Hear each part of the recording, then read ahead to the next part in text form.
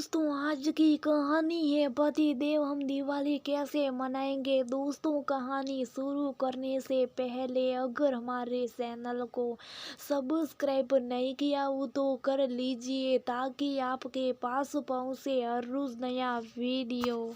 दिवाली बस आने वाली और ये दोनों ना तो सफाई में मेरी मदद करे और ना ही पढ़ाई कर रहे हैं। बस दिन भर मोबाइल फोन या लैपटॉप लेकर बैठे रहते हैं। क्या करूं मैं इन दोनों का। टेबल पर सड़ी हुई मेका पंखे के देने साफ कर रही थी और मन ही मन सोच भी रही थी कि इसी उधेड़ बुन में अचानक से मेके का संतुलन बिगड़ा और टेबल से उतरने के बजाय उस पर से कूद गई। कूदती पाँव मुड़ गया और मौस आ गई।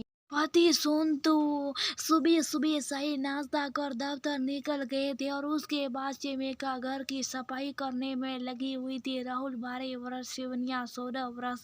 जल्दी से इधर आओ, मेरी मदद करो। उठने में मेहिका ने बच्चों को आवाज लगाई पर दोनों ही को फोन में ऐसे व्यस्त थे कि माँ की आवाज को अनसुना कर गए। गुस्से में मेहिका ने फिर से आवाज लगाई, रही शिवनिया जल्दी से मेरे पास आई। इस बार माँ की आवाज में गुस्से की झलक सुनाई दे रही थी। डर से दोनों बच्चे मोबाइल फोन बिस्तर पर फेंक मम्मी के पास भाग कर आए। क्या हुआ मम्मी, आपने आवाज दी? दोनों बच्चों ने एक ही सुर में कहा।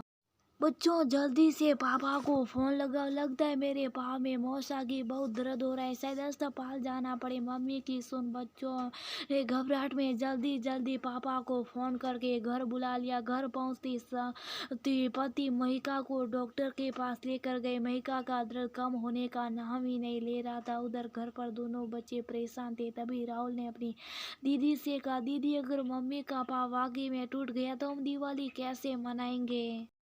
Rahul, same on you. Mummy तकलीफ में और तुम मम्मी की चिंता करने की बजाय दिवाली मनाने की चिंता कर रहे हो। शिवनिया ने भाई राहुल को लगभग डांटते हुए कर फिर सोफे पर थेम से बैठ गई। थोड़ी देर दोनों चुपचाप बैठ रहे और पापा मम्मी के लौटने का इंतजार करने लगे। तभी शिवनिया लगभग रोते हुए बोली, से देखा जाए तो गलती हम दोनों की। अगर हमने दिवाली की सफाई में मम्मी की मदद की होती तो ये सब मम्मी के साथ नहीं होता। हे भगवान, मैं प्रॉमिस करती हूँ कि मैं दिवाली सफाई में मम्मी की मदद करूंगी, बस आप उन्हें जल्दी से ठीक कर देना। शिवनिया हाथ जोड़ भगवान से प्रार्थना करने लगी, जैसे कि महिका बोलती थी कि जब अपने हाथ में कुछ ना हो तो सब कुछ भगवान के ऊपर छोड़ देना चाहिए और इसके लिए दिल से प्रार्थना करनी चाहिए। लगभग 2 घंटे बाद दरवाजे की घंटी बजी। सुनती शिवनिया ने दौड़कर दरवाजा खोला। मम्मी, डॉक्टर ने क्या कहा? शिवनिया ने घबराते हुए पूछा। तो पापा ने कहा। शिवनिया, डॉक्टर ने मम्मी को आराम करने को कहा, इसलिए अभी से मम्मी की देखभाल की जिम्मेदारी तुम दोनों की। सॉरी श्रुति, मेरी वजह से आप लोगों की दिवाली खराब हो जाएगी, मुझे बहुत बुरा लग रहा। महिका ने लगभग रोते हुए कहा। मेघा, इसमें रोने की क्या बात है? हादसे तो किसी के भी साथ हो सकते हैं, इसमें तुम्हारी क्या गलती? श्रुति ने इतना बोले आई था कि तभी बच्चे बीच में बोल पड़े, पापा गलती मम्मी की नहीं हमारी। अगर हम दोनों मम्मी की मदद करते तो ये सब नहीं होता, मम्मी को चोट भी नहीं लगती। बच्चों के मुंह से इतना सुनती महिका ने दोनों को गले से लगा लिया और फिर वो हुआ जिसकी कल्पना भी महिका ने नहीं की थी। शिवनिया और राहुल पूरे घर की सफाई करने में लगे थे। सूती भी राहुल रसोई घर में महिका से पूछ पूछ कर पकवाने बने में लगे हुए थे और ये सब देख महिका को बहुत बुरा लग रहा था। लेकिन एक तरफ इस बात की भी खुशी थी कि बच्चे मोबाइल से निकल दिल से दिवाली की तैयारी में जुटे हैं।